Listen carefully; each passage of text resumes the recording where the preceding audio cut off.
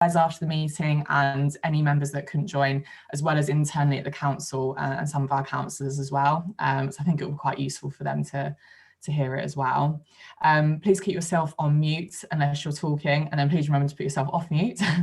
And because this is quite a sort of round table discussion, quite a lot of questions and answers, if you can't get it, say it out loud, then obviously use the chat functionality. If we run out of time or it just doesn't get addressed, then I'll keep the chat and I'll make sure that the answer, you get the answers to your questions via email, whether that's from Henri or any council officers that you might have questions for as well. So I'll just quickly go through the agenda. If I just have that up, please, Lee. Thank you. So obviously after this, I will move on to Henri, who's our guest speaker today. He's the director of the Northern Powerhouse. He'll just have a short sort of chat with you guys. Then around 9 o'clock, we'll just have a roundtable discussion on some of the key themes of the Northern Powerhouse. And then I thought it'd also be great to have sort of the current business insights as well. I've put another section for sort of Q&A for any further questions that might not have been answered within the discussion, but if there isn't any, that's absolutely fine, and we'll just go on to my quick rounds up at the end, and then hopefully close around 10 o'clock, if not a bit earlier, if there's sort of no other questions to be done. Before I pass over, I just wanted to say that these kind of sessions, although they're organised by myself and the council, they're obviously very much for you guys. I want to make sure that they're, focused on topics that are, things that affect you or, you and your business are interested in. So I really hope that they're worthwhile and you get as much out of them as possible. Hopefully this is the start of a really good dialogue amongst yourselves, but also with Henri, and hopefully that continues and it can start to make a difference. So with that in mind, if everyone is ready, I'll shut up now and put myself on mute until about 9:30 if we do have any questions and answers, and I'll pass over to Henri. Thank you, Lee. Really lovely. Thank you, Ellie. It's really very kind of you to have me along today. I think we're going to start just with a quick round of introductions because you all know each other, but I don't know all of you. So I was just going to quickly go around the virtual room and just ask people who they are and what your business is, just so I can understand a bit more about all of you and the organisations you run and represent. So I'll just literally go around. Obviously, I was listening to some of the conversation before we started, so and good to hear people have been having a good few months in some cases. So Sean, do you want to go first, and then I'll go around in the order I've got people on here. That'll teach me to have a conversation beforehand, doesn't it? I'm Sean Parnaby, I'm managing director of Westport. We manufacture timber windows and doors and fire doors. Probably after we do things like Prince Charles's estates, top end, and then we do big council estates. If you've ever stayed in a Centre Parks, there would have been our doors and windows that have been in there. So we do everything from top end of Scotland all the way to the centres of London, all from Bonnie Little Marythorpe. It's probably one of the, I think we're now probably in the top 5 biggest joinery manufacturers for bespoke products in the UK. So it's pretty good to keep growing. John, do you want to go next? Yeah, John Coughlan, Chief Executive of TSP Engineering. We're involved in the design and manufacture of very large heavy engineered products for the defence and nuclear sectors. We can take products, as I suppose one chap in the plant said, if you can lift it, we don't do it. We take products up to about 130 tons within our production environment and take them from raw metal and ship them out completed, both with a mechanical and electrical interfaces, all completed by ourselves and designed by ourselves and shipped out. So we employ around about 230, 240 people at the moment. And we've got quite a hefty order book of about £37 million at the moment. Kim, I'm conscious you're on your phone, so you can't necessarily see us, but do you want to quickly say who you are? For my Hi, so I'm Kim Shuttleworth. I work for the University of Cumbria, and I'm based in Lancaster. I'm actually here, I'm Employer Engagement Coordinator, so I work on business-to-business engagement and communications. So I'm here on behalf of Steve Wood. I don't know whether these meetings have been held before in the past, but Steve would probably normally attend them, but I'm attending on his behalf today. Great, thank you. Chris, do you want to go next? Yeah, morning, Henri, morning all. Chris Natras, I'm Principal and Chief Exec of Lakes College, further and higher education provider for West Cumbria, and also Director of the National College for Nuclear. Brilliant. Lovely to see you again, Chris. Rich. So Rich Milliner, and so actually look after the World Rally Championship team we have at M Sport. We're currently actually in Lapland, so apologies if there's any delay in anything out here. But M Sport is a manufacturer of race cars, which we export globally to around 200 to anywhere between 200 and 500 active customers at one time. Obviously, we've been hit quite hard recently, but hopefully things will start to come back. And we also have capabilities at M Sport for general design, manufacturing and engineering as well. And hopefully some of you will have seen our new facility that's being built, which we hope will be online in a couple of months. So quite exciting times. Gary, do you want to go next? Hi, good morning. Gary Martin, Head of Service and Capability at McMennan in Workington. We're an SME. We manufacture primary instrumentation products, primarily for oil and gas, but for offshore and renewable energies. We've got 60 staff on site here in Workington, and we've got a small base in the Middle East. Lee. Sorry, yeah, I'm Lee Jardine. I work for Allerdale Borough Council, Democratic Services, supporting Ellie with this meeting today. Thank you. Thanks, Lee. Sorry to call on you. I'm just going to try and get everybody. Ed. So I'm ed.surman. I'm the site director at James Walker and Company in Cockermouth, where we employ approximately 400 people locally, part of a bigger group, about 2,000 employees worldwide. And at Cockermouth, we design, manufacture and supply bespoke elastomeric sealing products with applications in the markets of oil and gas, power generation, civil, nuclear, defence and aviation. And I've got IO Strong, so I'm going to... Hi. Hi, yeah, it's IO Strong. I'm the FD at Shortridge Limited. We are a hospitality laundry. We've got a plant in Lily Hall Estate. We employ about, I don't know, 180 to 200 people. And I was going to say, imagine very challenging times in terms of current circumstances. Extremely, yes, extremely. Well, I mean, it's really, thank you so much for making the time to join us, because I sort of assumed we wouldn't have many businesses who'd been as directly affected as you by what was going on, because obviously people are very much, I know, have lots of pressures in their time. So thanks for sparing the time. And then Lebreth, we've got last, which is the last person on the line. Hello, it's Leslie Bretherton. I'm the factory accountant at New Balance at Flimby. We manufacture training shoes. We employ about 240 people. We are part of a bigger organisation, New Balance in the US. We export our shoes right across the world. I was going to say, Leslie, a proper retail name, better known globally than Sellafields, which is always a good joke to make when you're in West Cumbria, even virtually, because we forget that obviously some people are known in the West, but maybe not known as widely, and there are some businesses that very much are global. So it's really lovely to meet you all, and I really appreciate you making the time this morning. So I think the reason I'm with you is to talk a little bit about the economic recovery, but also about the kind of the challenges and productivity opportunities from the perspective of the North and how they may affect particularly West Cumbria, but also because of the focus of who's on the line, obviously manufacturing, which is a particularly big focus of ours, because not just this call, but more generally, we get a really strong sense of the manufacturing base in the north of England and its vibrancy, which I think probably the media and others, including many in government, maybe don't really understand, which is that actually there are some people doing some very clever stuff, both in manufacturing services and some of the related opportunities that people don't understand. And I think certainly if you spoke to people about the economy of West Cumbria, they wouldn't think athletic shoes, rally driving and bespoke doors and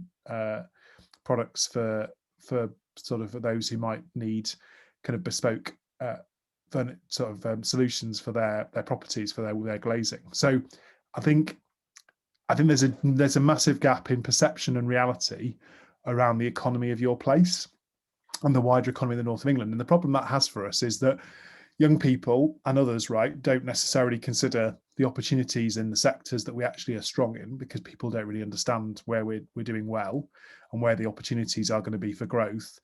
But it also affects the type of infrastructure and investment we see in our economy, because people don't really realise what we actually do in this country sometimes. And I think we're a nation of bankers and call centres, when in reality, that is only a small part actually of where the UK's value is actually generated. So that's kind of why I'm here. And we'll go into a discussion very soon, but I want to give you a couple of, I suppose, reflections to start the conversation around what we think some of the drivers are for the economic success of your place and the wider north of England. And I'll start with devolution, because it's probably the most hard to grapple with, but it's the most immediately of something happening in your part of the world. So we'll start with that to understand the economics of it, and then we'll go on to the obvious stuff like better infrastructure, education and skills. And with having someone from that sector on the line, it's particularly a valuable place to spend a bit of time talking as well, in terms of what the impact of that is economically, not just on an individual business basis. So in terms of devolution, obviously people may or may not have seen that a few days ago the government started consulting on how we design local government in Cumbria, including in West Cumbria. And there are a number of options on the table to create larger but still locally focused entities. We would suggest and argue very strongly two councils for Cumbria, or Cumbria and a bit of Lancashire, depending on your flavour.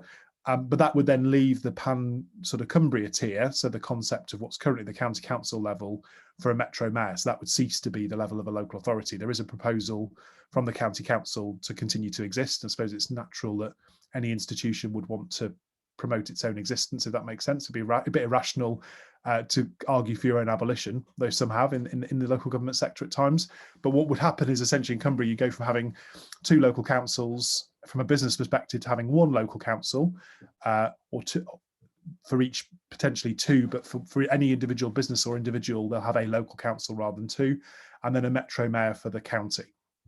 And the reason why at Northern Powers Partnership we think this is particularly interesting is not because we have an arcane interest in structures in local government, or because we think it's fun to talk about these things because they're a wheeze. The reason we're particularly interested in this and we think it's relevant to businesses is for the very simple reason that if you want to attract economic investment into the place, you need to have a local public sector that has got more money and deeper pockets to compete internationally and to create the environment for growth from local based businesses, but also to give them the scope and the support to expand. And so the point of devolution from our perspective, and why at the Northern Powerhouse we're interested in it, is that it unlocks those opportunities. And in order to have devolution, so it's not ridiculous, you can't have multitudes of bureaucracy. So you're going to have to lose some things, as in two levels of local government. You can instead have one, and then you replace that with sort of a much sort of what we call a sort of mezzanine tier.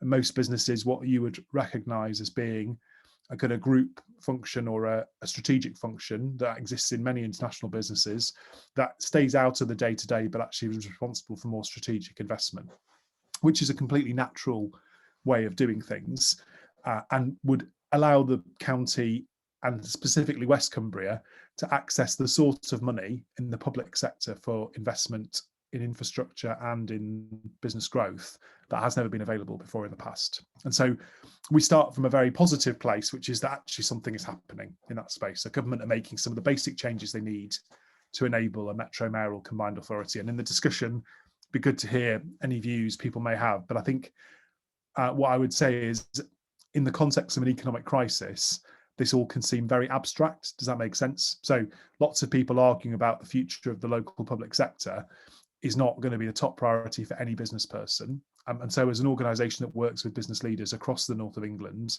including those in Cumbria, I suppose it's our job to care about this stuff, even when quite legitimately the rest of the business community is focusing on other things that are more immediate. And the connection, of course, is that as we come out of the recovery and into a wider investment programme by this government, there is a political will to spend money on some of the challenges that exist in West Cumbria, but actually just having political support isn't enough, bluntly. So you have to have structures and capability. And if you compare West Cumbria with, say, Greater Manchester, that for 20 years has received significant investment from government, The difference is they have had consistently the structures and the capabilities to be able to make the investment cases for their local requirements. The economic opportunities in Manchester are not greater than in West Cumbria. They're very different. So a city economy driven by a city centre is entirely different to an economy that has a number of significant industrial assets and huge growth potential, particularly in energy and other markets related to it. That's all fantastic.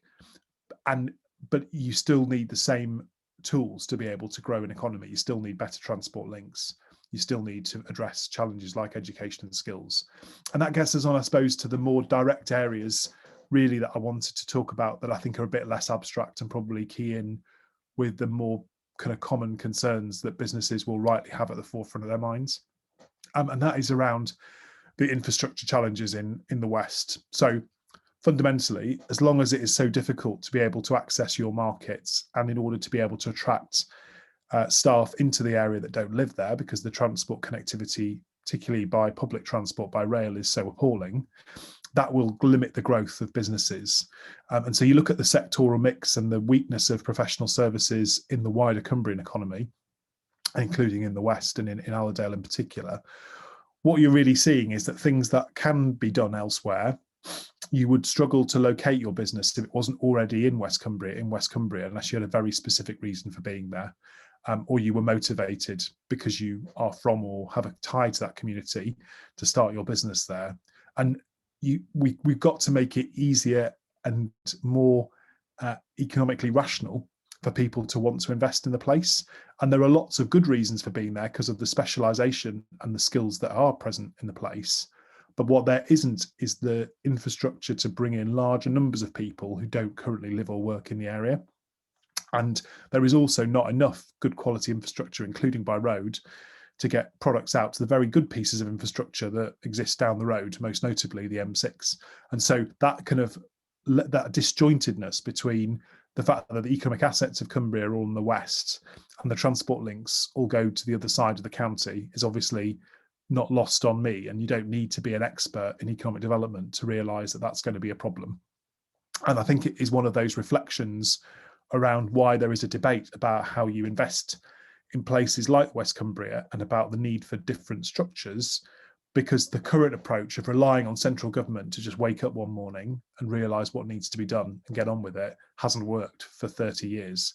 And the economic opportunity has always been there, but for whatever reason, governments have not been able to get their act together. And there were times when there were ministerial task forces 10, 15 years ago that made some headway, particularly on the nuclear question, but the momentum has been lost. And although there is goodwill, that doesn't actually convert into projects.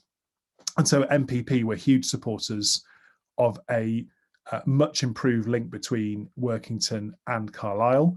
And that is in the Transport for the North Strategic Transport Plan. And we in particular support it because we believe it will allow commuting in both directions, and it will allow you to increase the size of the functional labour market. So at the moment, West Cumbria has a functional labour market, and Carlisle and the Borderlands has a limited, again, relatively subscale employment and labour market. Those labour markets need to be joined together. So someone living in south of Scotland, someone living in other parts of Northumberland can consider taking a job in West Cumbria, which at the moment they would be very unlikely to do. And actually, we need to change that reality in order to create the type of economy that could compete with other clusters of industrial excellence in other parts of the world, which are similar and have common features with your part of the world. So there are many other places with lots of highly innovative and productive manufacturing businesses in the types of sectors that you're in. The challenge is that is not but they have access to a very different set of infrastructure and fundamental preconditions for growth than exists currently in Cumbria. We need to change that. So my final reflection before we get into Q&A, and I may pick on those who have a particular interest in education and skills because I'm deliberately finishing there. So I'll give you a warning, Chris, that I might come to you first unless there's any like vibrant volunteers. But I don't like to pick on people unfairly when without due notice, particularly when they take the trouble to ring in from Lapland, which I have to say is a significant fear raiser in me that I'm not gonna live up to the delivery of people's expectation, because I'm sure there's probably more interesting things to do there than listen to me. But on education and skills, actually, people associate the Northern Powerhouse and the idea of improving productivity in the North with big expensive transport projects. And of course, we lobby for things like HS2, we lobby for it to come to Carlisle, because that will enable significantly better connectivity to London and to Birmingham, and that's a good thing for Cumbria. And it compensates to an extent for the lack of good, reliable domestic connectivity currently, because although the West Coast Main Line is a great asset, it's massively constrained and is subject to reliability issues.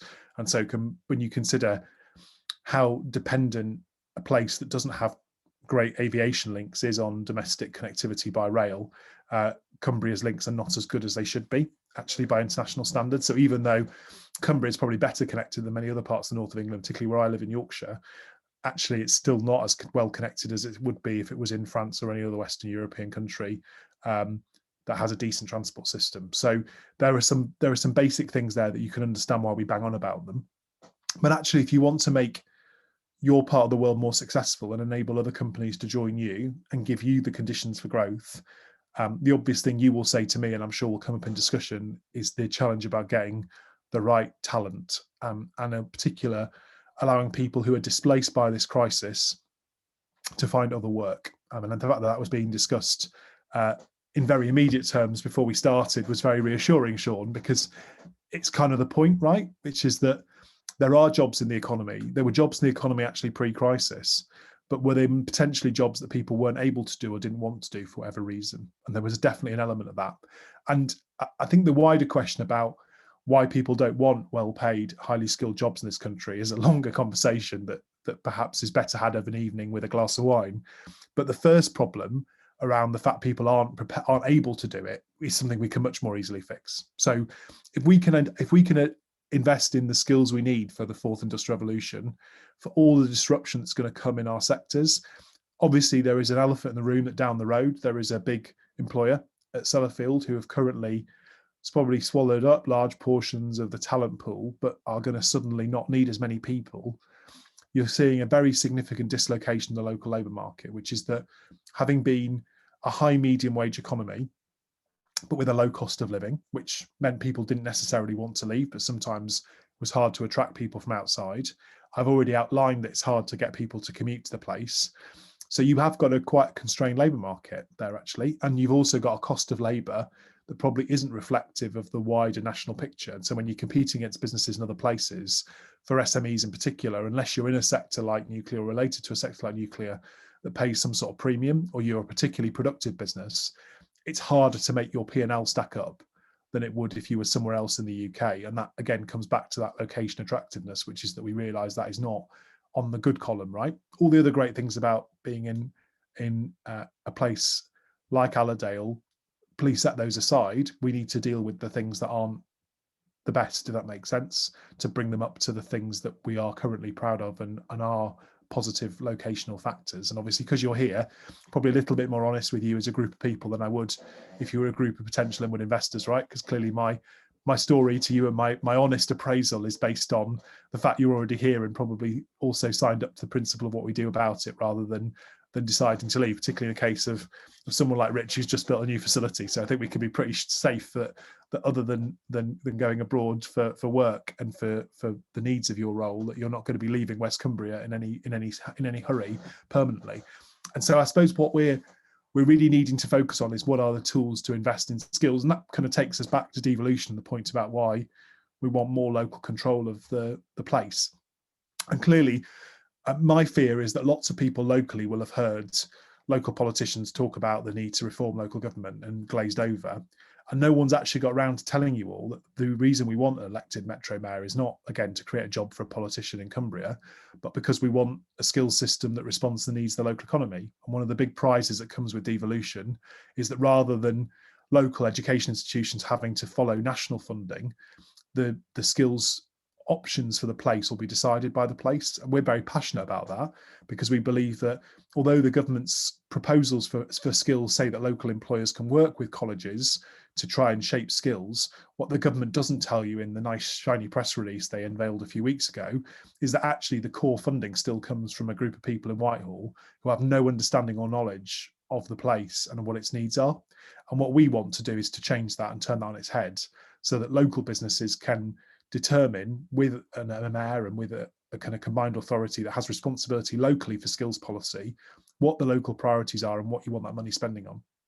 And that means that rather than businesses having to go against the grain and often fund their own interventions to be able to meet their skills needs, actually the money that comes from the public sector and the public providers of training who are funded by the public purse are able to be much more aligned with the needs of the economy, which I think is where they would often want to be. So having pre-warned Chris, I was going to put him on the spot because I was going to talk about him, not just him, but he and his colleagues in a very direct way, but very deliberately, because I think it's important to have the debate and the discussion. And to, for me, as someone who's advocating for this stuff, really vital to get your insights on what you'd actually want, because it's fine for me to talk in abstract terms about the benefits of some of these opportunities that are coming your way, and to get your input on how we should shape them and why we should shape them.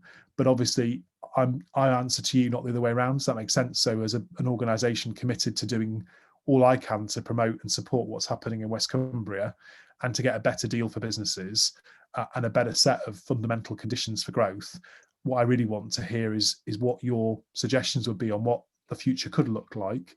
And actually, if some of the stuff I've said today doesn't really resonate actually and is a bit tone deaf, where am I getting it wrong? Because I think in this sort of forum, what we find really useful is we're only as useful as we are relevant to the businesses in the north of England. So we're a business-led organisation.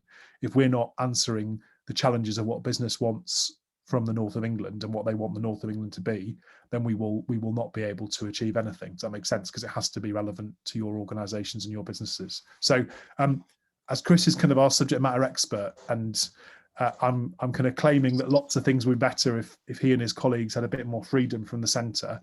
Be good to hear within the realms of what you can say, Chris, and the realities of the current situation, what could be done differently, and what are the, I suppose, looking at it from your perspective, to what extent are the needs of West Cumbria different to the current kind of national direction of travel?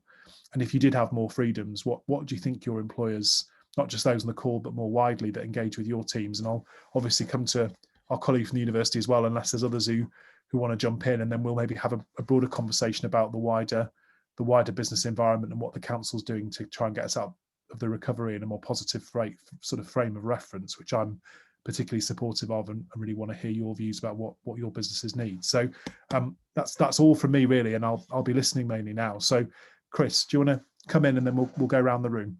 Yeah, luckily I wrote all the answers down last night, Henry, so I'll email them across. Thanks for that.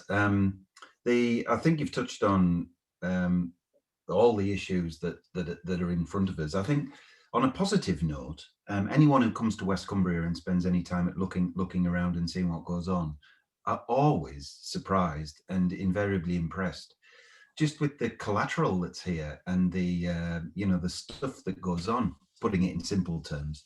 And we get our share of that at the college as well, like everybody else. There's some fantastic activity and support for it. So there is a great talent pool. There's a particularly strong higher technician class, I would say.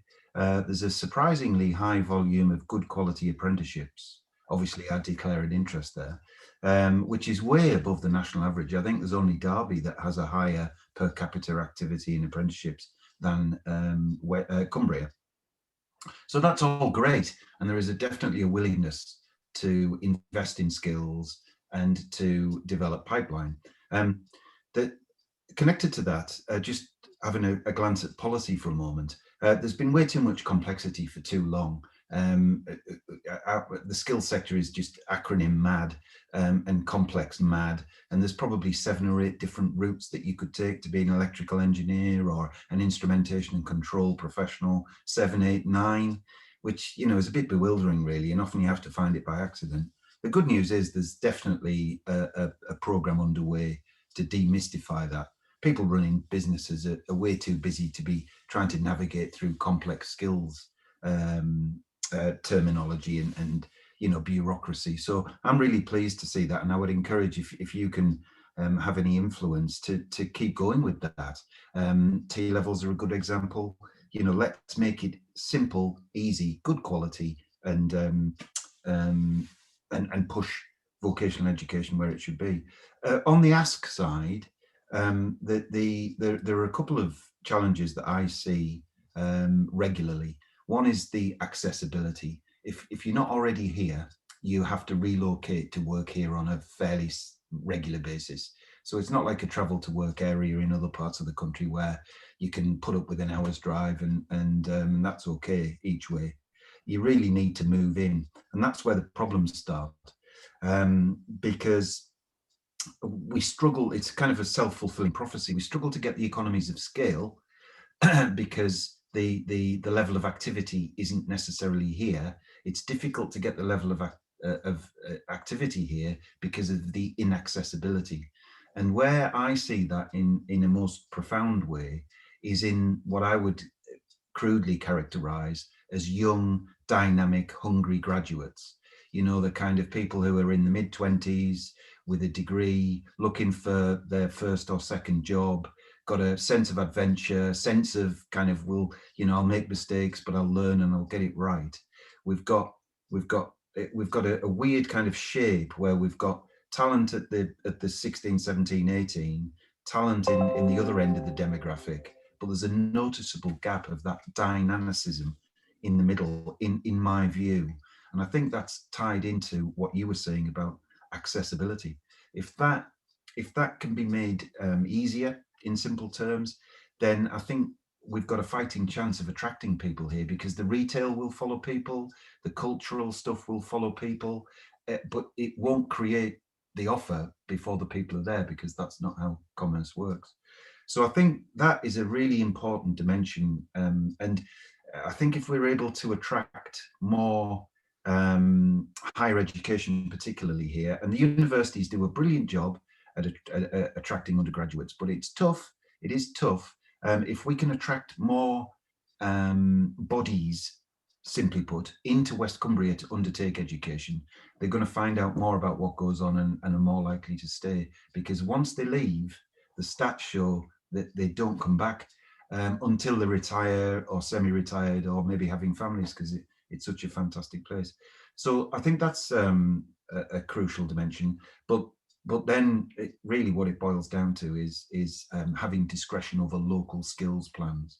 I work regularly with the people on the call here, and there's no lack of interest in pipeline. There's no lack of interest in skills. Everybody I speak to, with 99% of the time, there's always exceptions, are very committed to having their pipeline talent for the future.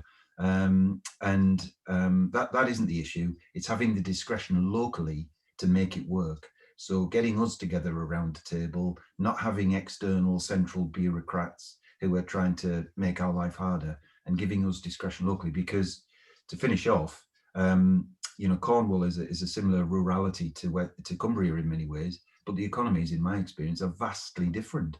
There isn't a model that fits both Cornwall and Cumbria as rural settings. So give us more discretion, give us influence over local skills plans, make it 3 to 5 years long, get the investment to flow, make the place more accessible, and that will give us a better chance.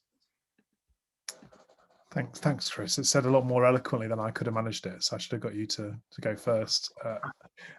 Kim, I did warn you I was gonna pick on you next, and clearly there are other HEIs in the county, notably your colleagues at UCLan down at Barrow, obviously Lancaster. So there's a number of players around, and obviously you all have a different role to play in terms of the different segments and the different opportunities of what you can all provide. But I won't ask you to speak for the sector, but more widely, what would you say from a kind of the perspective of yourselves, that clearly the kind of hope of a more campus setting in Carlisle, which was kind of implicit to the Borderlands bid, is hard to achieve, right? Does that make sense? It's going to be difficult to ever have a kind of university campus in the county.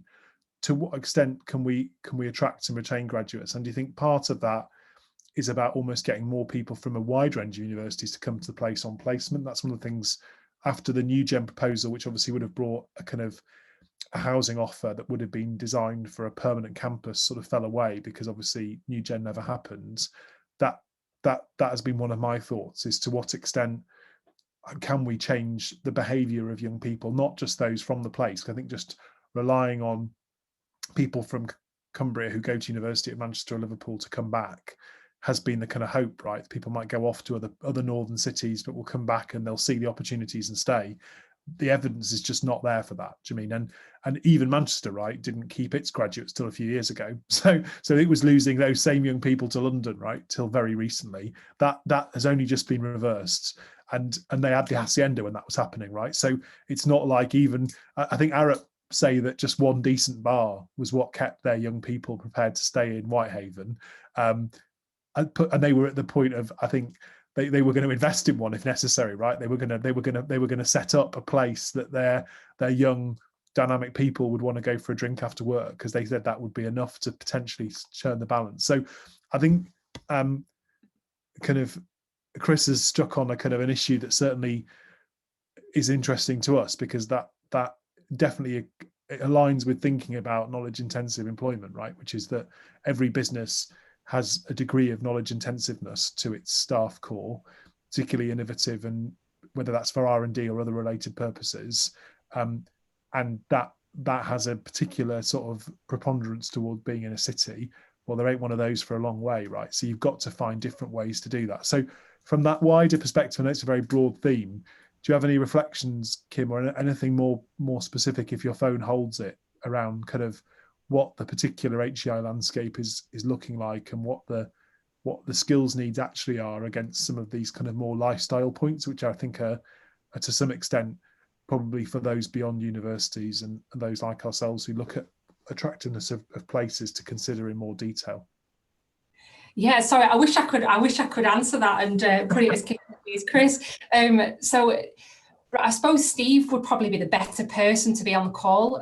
So I work under Steve, so it's kind of above my sort of station, if you will. But I am quite heavily involved in terms of apprenticeships and degree level apprenticeships. And like you say, it is that challenge of retaining the talent and retaining, people within the community and within that, Cumbria area.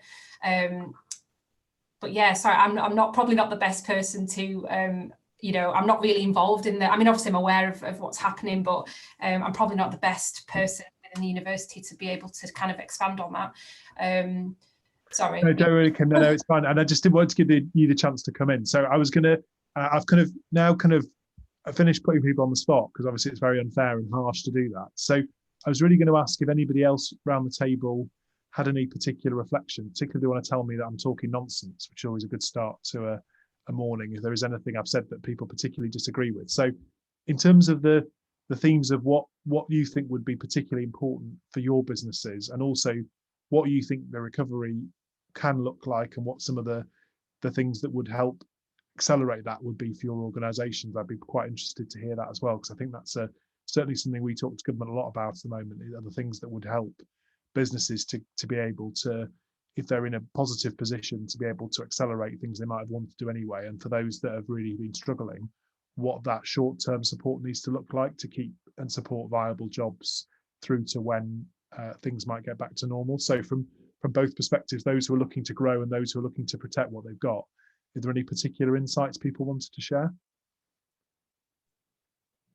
I'm happy to Thanks, Rich. Got in quickly. I mean, it's quite an interesting thing listening in. So actually, I'm from Bristol, so I moved up here 13 years ago now, and I think I'm probably half Cumbrian now. But I think what Chris was saying is quite interesting, because for me it was obviously a big move, first proper job really, and I've stayed here.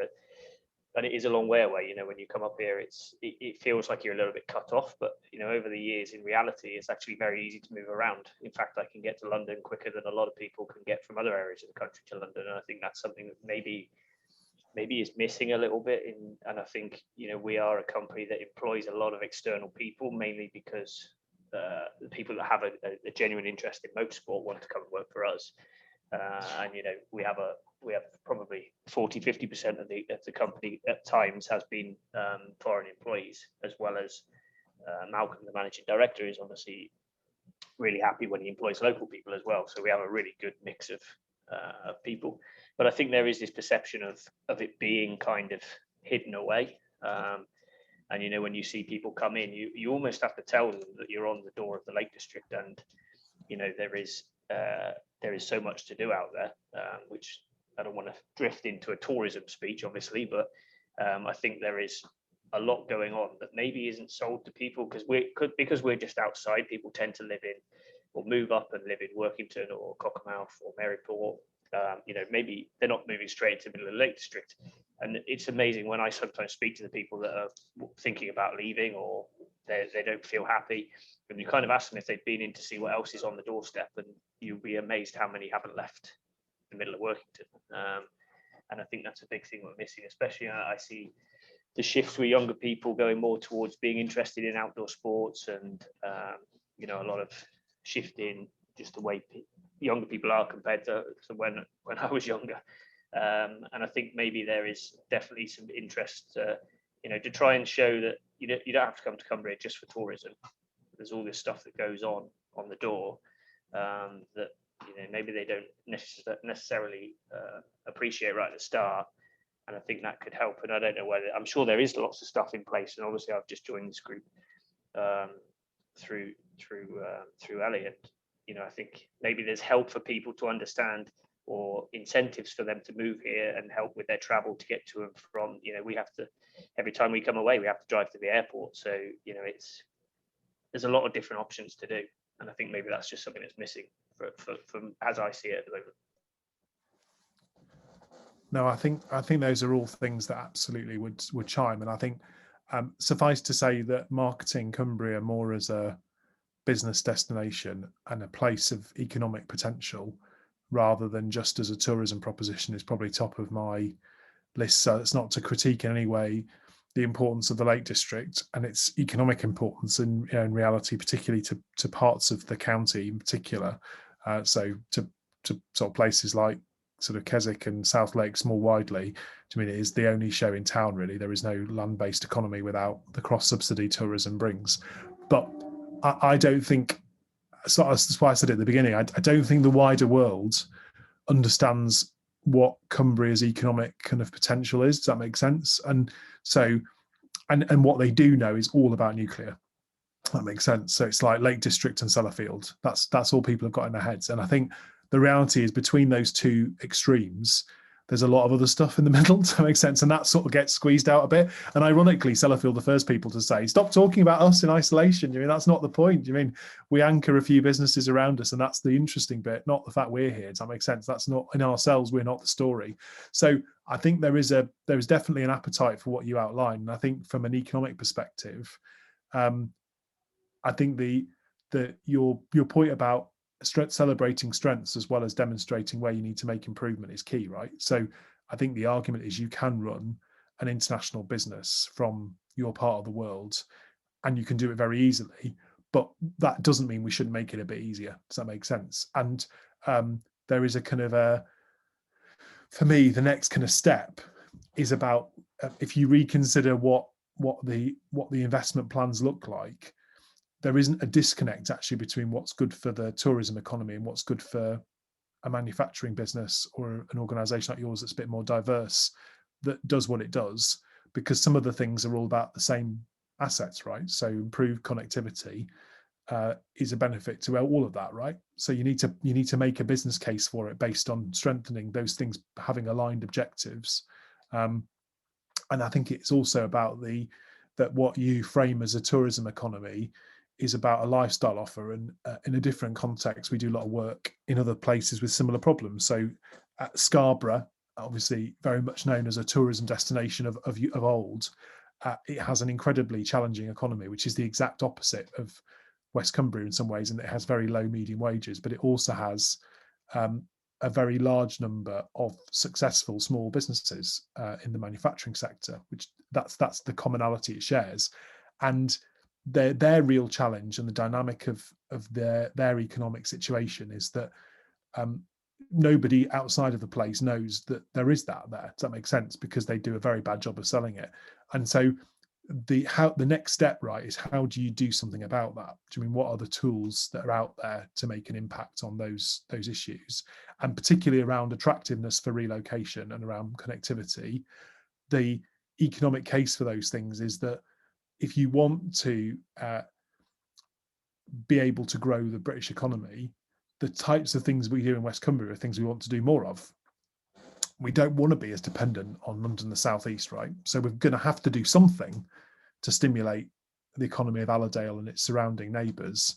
What we choose to invest in needs to be things that respond to what your businesses need. So I think that's exactly the right angle, which is it has to be stuff. The things that improve productivity have to have direct benefits for the businesses that are there now. Does that make sense? Because however you attract and however you get more inward investment to a place, the vast bulk of the economic uplift that always happens is from the existing business base, not from anybody who might be a new entrant. And most of the people who turn up are usually there because you're there or someone else in the call is there. And either they're a supplier to you or you're a supplier to them and they realise that they want to be nearer to you. Does that make sense? So economic clustering is absolutely dependent on your existing businesses. The economic clustering effect of a thing like Sellafield is important, but it's not the only show in town. And actually anything that you've got a distinctive offer on where you're able to demonstrate you've got some world leading capability, people might locate not just from other parts of the UK, but from around the world to be near it. And that's how, if you like your economic theory, I'm a particular fan of something called smart specialization thesis, which again is a reason to get chucked off a Zoom call this time of the morning by going down that road. But what it basically means is if you have a business like yours, right, and you want to attract businesses, then you need to start by thinking, well, if I've got someone who runs a motorsport team and employs this many people, who are the sorts of people who do something similar, right? Who supply parts to those sorts of businesses or who provide services. And the best example I would give is there is a business in a part of West Yorkshire that makes stages, and they make the best stages in Europe. They're the second biggest. They've now been bought by their biggest competitor. So they make stages for Robbie Williams and all these other people historically. They have a facility where all the big bands, including the less talented ones like the X Factor people, go and practice before their live tours. But on the back of having a staging business that really is just some complicated scaffolding, if I'm being completely honest, they make the best scaffolding in the music world. They have a facility that attracts basically every bit of the supply chain, including the digitalization of live music, and it's all in one place, in the middle of an industrial estate in one of the most unglamorous parts of the country. That makes sense. Near a motorway, basically. But the only reason it's there is because the people who make the scaffolding were there. And because that's where the stages get built and where they get tested, everyone else comes and brings themselves there. To the extent that they're now building a university for the live music industry around the fact that that's where the scaffolding gets made. So I'm a great believer that you'd be amazed at how many jobs and how much economic benefit you can get out of having what started off in their case as a small business that happened to be in a random location, and then the entire rest of the live music industry of the UK has honeypotted around that one business, and the value of that economically is incredible. So my point is, you don't need to just be Sellafield to see those benefits. Does that make sense? Because it happens in real time all the time that people say, oh, actually, and that's the point, irony, of course, if you're a good landlord, you've got a good business in your industrial estate or whatever, and the premises comes empty next door, you don't just put it on a site to look for someone. If you're a smart landlord or a smart owner of that site, you go and look for somebody who's likely the businesses you've already got, because you know that if you get people like that, they'll all come to the same place. I think, I don't want to overspeak, but I think at the moment as well, we've got an opportunity now in probably the next 2 years that we've never ever had before, given the fact that people are going to be holidaying within the UK more than ever. And probably you're going to have an influx of all the people you could ever hope for coming to the Lake District in the next, certainly over the summer this year. And I think finding ways to show all the businesses that are on this call at the moment to those people coming in, that they subliminally see some messages that are, of what's going on in Cumbria than just the tourism stuff, because when it rains in the summer, they want to go and do something and look at something else that they can see while they're up here. And I think, that is a really unique opportunity we have coming out the back of what we've been through for the last 12 months. And I mean, I'd also not overstress it that in geographical and global terms, the entire global community around climate change is coming to a city an hour and a half away in November, right? You've also got COP happening.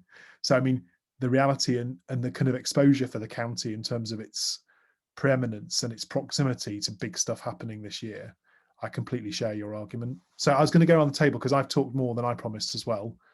So at this point, I won't get invited back, Ellie, unless I can turn this around. So I'm not going to pick on others, but for those who has anyone else on the call got anything particular before we start kind of handing back to Ellie for the rest of the session and for wrap up? Is there anyone else particular that wants to come in? I don't want to, I'm trying to keep my promise of not picking on any more people after I was so unfair to Sean at the beginning. I was going to, sorry. No, you'll go first, John. I'll follow you.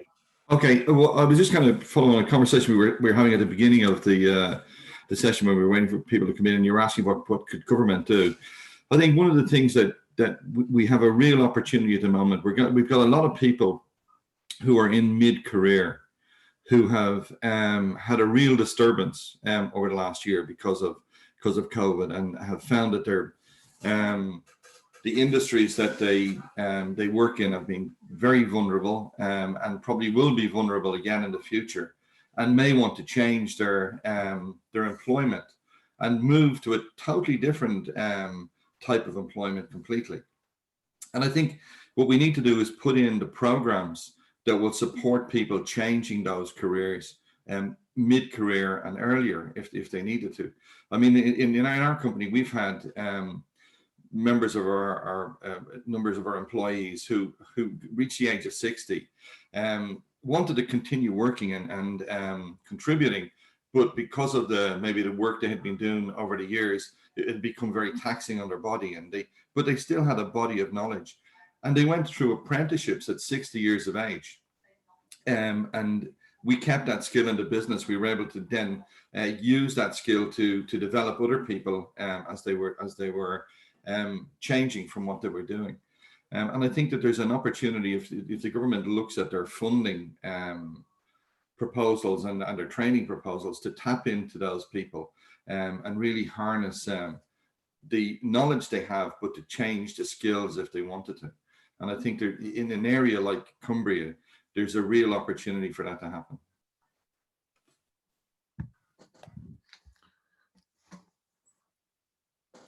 And thanks, John. I think, was it Sean that wants to come in next? I was conscious. Yeah. I think just picking up on a few of the points, about investments that are actually needed. It's okay putting an infrastructure in, but the industrial estates actually do need redeveloping. There are, large factory units that are beyond the lifespan, and there is no investment. It's okay putting roads to them and building a link between Carlisle and Workington, but honestly, without an infrastructure in there, once that infrastructure is there, where you come into, there isn't enough for your factory units to actually develop into. And picking up on training, I sit here today with a training I have my own classrooms here because I took a conscious decision that the level of training that we needed could not be supported in the local area. And I've just driven 2 people across to do training courses for my machinery here, because on site we do our own, which means I'm bringing people one from Glasgow and the other one in from the northeast to do the training. That training should, in my eyes, always should have been done locally by the local colleges, who should be servicing the needs of the people in the manufacturing here. The closest joinery centre, I sit as the ex-president of the British Woodworking Federation, one of the largest trade bodies. We lose about 6,000 joiners a year out of the industry. The closest actual dedicated joinery business to me here, sat here today, is in Leeds, where I have used their facilities to actually do that training. And that's the joinery championship, shall we say. So that's from us having to go all the way to Leeds to get the training to come all the way back. As we sit here today, some of the machinery that I've just had delivered in is coming from Italy and from Germany. I've now moved some of that manufacturing, and as we've been sat here, some of that machinery is on 3 wagons that have just driven past my window that's been manufactured across the road in one of the other engineering bases. In other words, what I did, I took the plans that I was having made in Germany and moved it to an area just around the corner. And that's a decision we can make because we own the businesses that we do. But the problem with all of this is it needs support and mechanisms for us to be able to either tap into funding for doing the development. We personally finance all the funding that we do here ourselves. So the new machineries that have just gone in, the new machinery that I've just flown in from Germany, it costs an absolute arm and a leg. There is no support in anywhere for us to do the next stage of development. There are 2 new businesses that are starting. The problem I have is you need a dynamic local authority to work with you on these things, and we don't have a dynamic local authority. What do I mean by that? If you look at this area now, I'm just relocating an operations director into this area. He's moving from Stoke-on-Trent here. He's doing it because he loves the Lake District. He wanted a job. We facilitated that job for him to move here. The downside without a dynamic local authority is there's a sting in the tail of all of this. You know, we need to be able to discuss with the local authority plans, ideas, and have it moved on. We can't wait.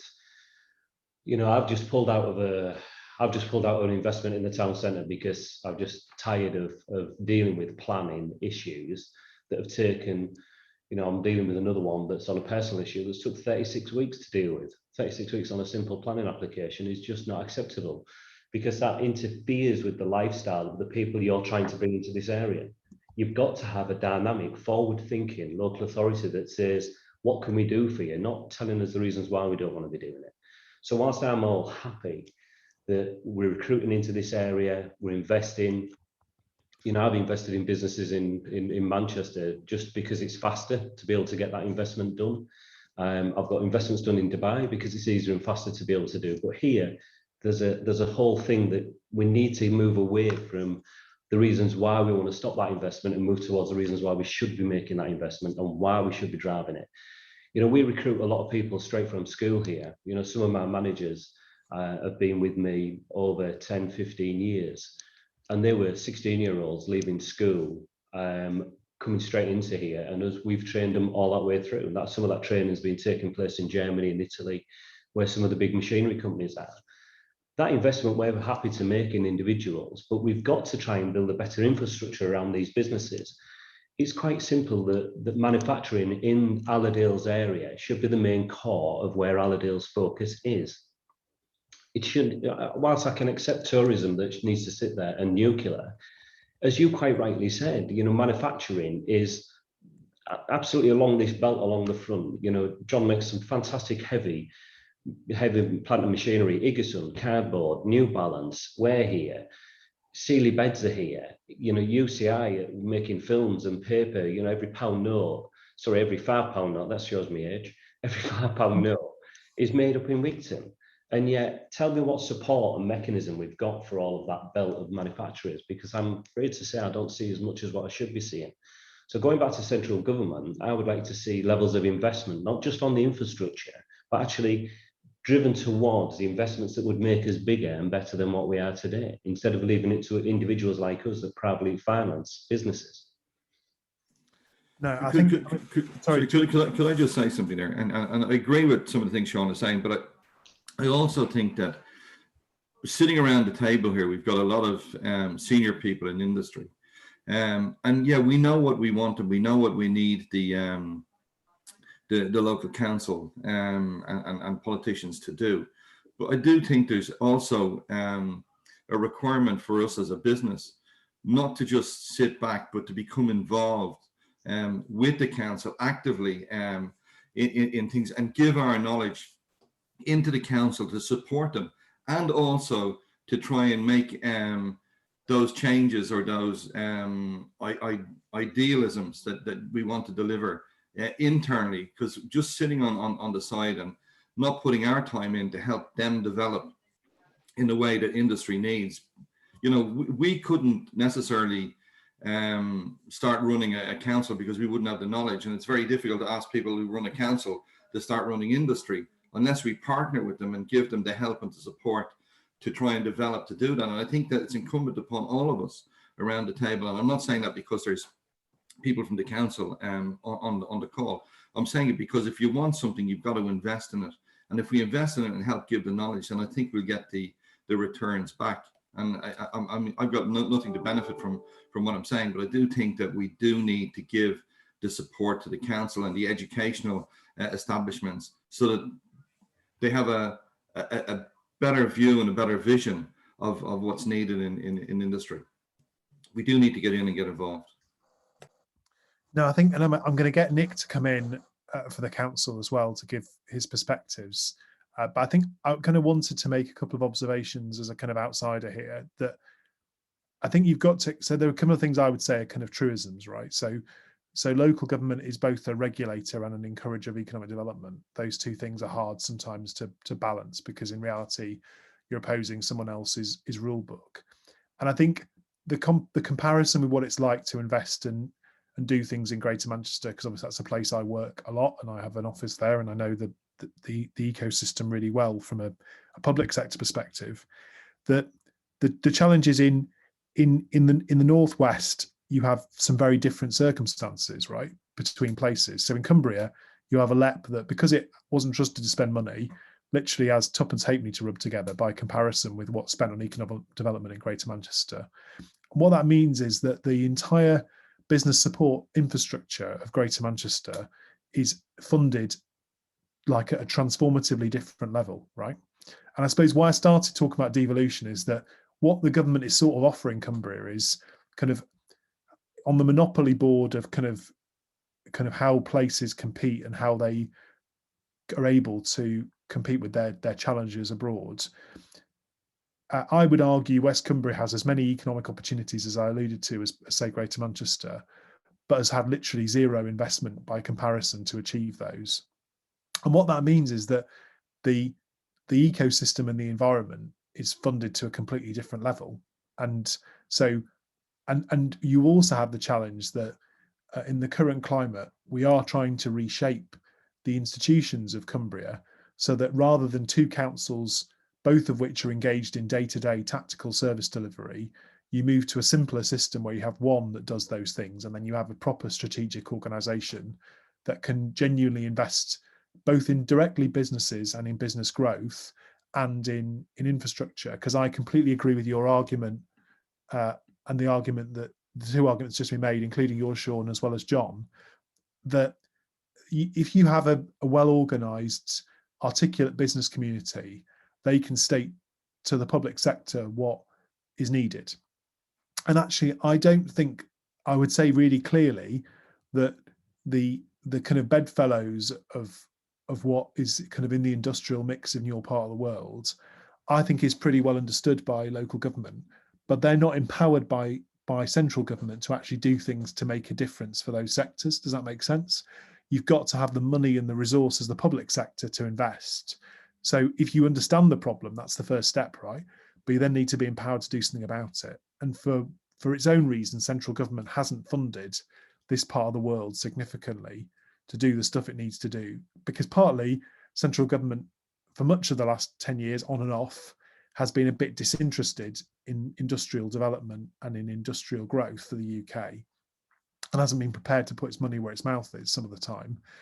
I think that the kind of the Made Smarter initiative, which obviously has had some benefits in the Northwest, is part of the answer, Sean, to some of what you're saying, which is that for those businesses at the leading edge, there needs to be greater support. And some of that can be done on a national basis. And what we've got to challenge is to what extent are we getting support to the manufacturers who need it? Because whether it's at the level of the North or at the level of Cumbria, we've got to have the right support available for individual businesses. Because I do agree with your analysis, which is you can have the best transport system in the world, but if you don't have a clear policy that you want innovative businesses that are doing challenging things that are going to be globally competitive and can certainly meet the needs of the markets they're in, and do that at a cost that is equivalent or better than their competitors abroad because they've got the right machinery and they've got the right technology, that's the type of economy we want. And I think the sort of kind of finishing off this section and kind of handing over to Nick before we have, I think, a wider conversation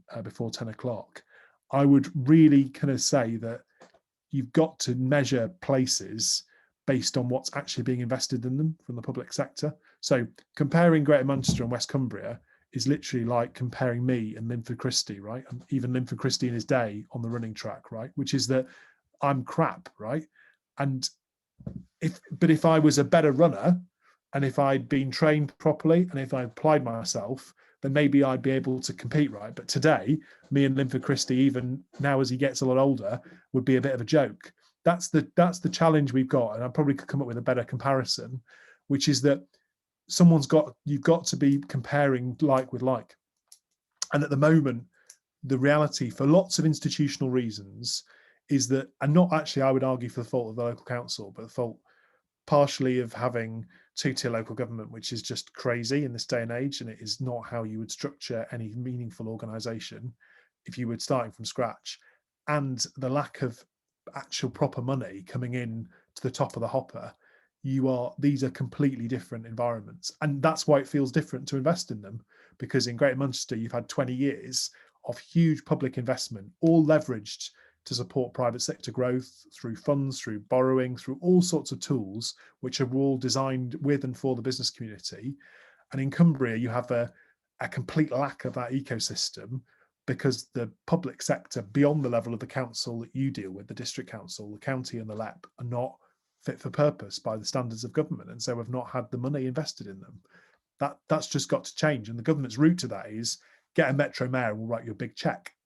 And I suppose I'm part of my job is to come to you this morning and say, don't worry too much about the day-to-day of exactly who you pay your council tax to. In some ways that's irrelevant. What it's called, where it covers, all very interesting and important. The real prize at the end of the rainbow, you get an elected mayor with a big checkbook to pay for the things that you want to do. And what you can do in the interim, I think, is to outline and set the ambition for what your businesses believe can be achieved in your part of the world, and what the barriers are and the enablers will be to growth. Because what you will have very soon, I would argue and hope, is someone at the other side of the table who really has got the money and the ability to deal in a way that no one has been empowered to do that for a very long time. And that's the challenge, is that if you're working in an ecosystem where there isn't the level of support that's needed to make stuff really happen, you're having to work with constrained resources, and so that will naturally disappoint people, whether in the business community or the wider public. So Nick, I hope I haven't entirely stolen whatever material you had on that sort of theme, but it did feel like a good time to bring you in before Ellie takes us through the rest of the session. But I think that's the end of me, so I will now properly shut up, as I've promised to on several occasions, and really thank you all for having me. Cheers, Henry. Thanks very much. I think apologies for being late, by the way. I was on the school run, the modern challenges of the flexible working or not flexible working if your partner works in a school.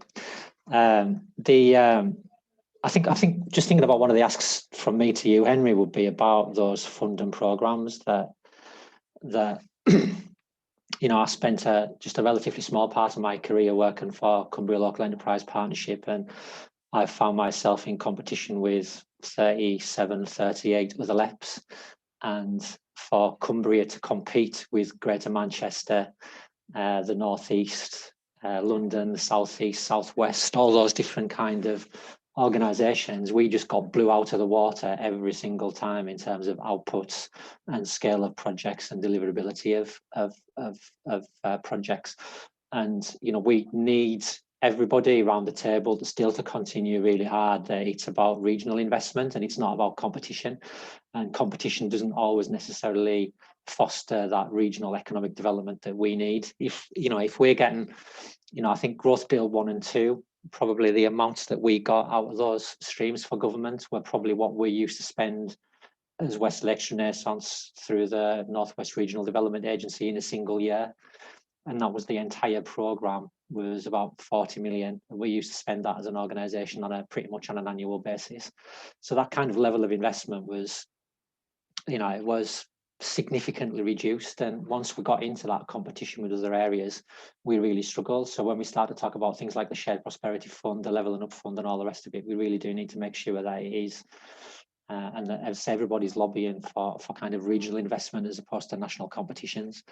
I mean, I think just in response to Sean's kind of thing, I would love to work for a dynamic, forward-thinking, positive, economically development aggressive local authority. Sean, I've spent probably the last 15 years first as a councillor and then as a council employee, thinking about what we're going to cut as opposed to what we're going to invest in.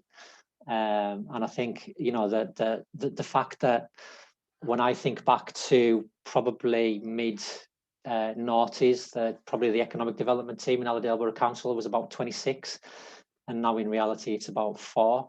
It kind of shows just where that scale of where that kind of level of cuts that we've had to make in an organisation that's 50% less. Again, to kind of echo Henry, what I would say is that local government reorganisation consultation that's out at the moment is really, really important, because if that's what we want local authorities to do, and that's what we all want local authorities to do, then we've got to get the right local government structures moving forward that enable us to do that. And again, Henry's right that if you look at where government are at this moment in time, it's those combined authorities and the directly elected mayor that unlocks all of that potential investment for government. That's what other areas have had, and that's what we need to have. And I think probably for the first time there is this political alignment and a recognition that we can't carry on as we are, and we're not serving our people as well as we could. And therefore, a move to unitary government, whether it's a county-wide, whether it's 2 unitaries, it's up to the people to decide now in essence as to what that looks like. But I think it's really important that as key stakeholders, as key businesses in the area, as the major employees in the area, that you have your say and you do feedback in terms of that consultation. I think it's also fair to say as well, just in terms of the journey that we've been on as a council, you know, I think we've worked really hard to kind of to build these relationships up over the last couple of years. And I would say just to continue to work with us and to use us. You know, if you've got issues with planning, Sean, don't keep banging your head against the planning wall. Come and talk to some of us in economic development, and let's see what we can try to work out. You know, there's more than one route into the council, and I think quite a lot of the time we've tried to encourage businesses to not necessarily have that structured conversation with planning, but come and talk to us as officers in the economic development side of things and see what we can do. And I know that one of the things that Ellie's really working hard on is that better business for all type approach, which will look at all those regulatory services and really get into a deeper understanding as to how important the relationships that those regulatory services have with businesses and how they can work with businesses going forward. So it's really important that we get that feedback and we get that learning, but sometimes it just, you know, sometimes you can't have those real conversations with the regulators because they operate within a very specific box, and we might be able to broaden that box for you. I think so, but I think that journey is one that we need to, from our perspective, we need to recognise. I take kind of Richie's comment, and I think we still haven't cracked it. That in terms of when we did the first strategy for our first kind of economic growth strategy, one of the key things there was about how do we support businesses to recruit, and how do we support businesses to get people to settle in easier here or to make the area more attractive. And I think whilst we've established kind of the visitor destination side of the organisation and the destination management side of the business, I think there's still things we can do in terms of helping people who are looking to relocate to the area, and taking some of those good things that we've done in terms of that newer, fresher kind of look and branding that we've developed around the visitor economy, and turning that and plugging that into a different kind of front end for people who are looking to relocate and to make it attractive to workers. And I think we had a couple of false starts with, and I can't remember the name of what it was, but Cumbria newspaper group were peddling a product at the time, which was about bringing all the employers in Cumbria together and creating that virtual employment kind of hub where it would sell all the benefits of Cumbria and it would sell all the opportunities that were there. And I think the nuclear sector have kind of dabbled in some of their own stuff, but it hasn't really rippled out into broader areas. So maybe it's time for us as a local authority to say, well, it's not going to work at a county-wide basis. It doesn't work with the nuclear partners leading it because it doesn't get outside of the nuclear sector. So maybe it's a space that we need to step into as a borough council, because I think we have made some progress in terms of that journey, but I think there's still somewhere that we can go. And then I think finally from me, I guess it would be that we're at a really important point in terms of the conversation with us. So I've just received the first rough draft of our new economic strategy, and manufacturing is a big plank within it. It's a really difficult area to write an economic strategy for because it is such a diverse area, and we have to recognise that for some parts of our community it is entirely about agriculture and some of the significant changes and some of the significant developments that they've got in the agricultural sector at this moment in time. We've got to accept that places like Keswick is 100% tourism and visitor economy, and how do we manage that? But one of the key central strands within it is a recognition that we've got a really strong manufacturing sector, and how do we grow that? And I think when I look back on the strategy that we did when I first came into post, you know, the number one key objective was to keep the manufacturers that we've got. And I think we've done that through probably the most challenging and difficult time that we've had. So I think now we can genuinely look to how do we grow. So I'm quite happy for everybody on the call now to send them a copy of that strategy, and you don't need to read it all. There are relevant bits. There's bits around skills for Chris. There's bits around manufacturing for the rest of you there. In terms of education, we recognise that it's written very much from the perspective of what can we deliver as a small borough council. We know we can have conversations with others, but what can we do to actually help you? Where do you want us to put our resources? And I'm quite happy to send that to ask Ellie to send that document out now to everybody that's been here, and to get your feedback, because that's what we want. We wanted to say the things that you wanted to say, really, and the things that will help you most, and then we can prioritize our resources against that. So I think, you know, over the course of the next 4 to 6 weeks, we really need to get that strategy locked in as to where we want it to be. So yeah, I would leave it there. Thanks, Nick. I think just looking at the time, just conscious of everyone's time today, if there's no other questions for Henri or Nick, or if there are, you've all got my email address, just fire them to me and I will get them answered for you. I just wanted to quickly finish with sort of what I've been doing personally and what we're trying to look at to do in the future. Just a couple of things to note. So the business directory, I know I sent that to everyone a few weeks ago. It sits on the Visit Allerdale website, and I know that's a bit more visitor facing, which may not kind of correlate with your businesses, but it is aimed at residents as well, and obviously other businesses. So we just hope that's worthwhile being on. What we identified is a lot of, you know, SMEs in particular don't have an online presence, so it's great to get them on something that they can not necessarily trade on, but just so that people know that they're there, especially as we don't really have people walking down high streets at the moment. We set up and hosted our business forum. So just going on from, you know, the discussion today, it's so important to get the sort of thoughts and theories from businesses in the area. We've just set up our Workington, Wigton and Solway Coast business groups. Our Maryport one, and I know Sean sits on that, is already established.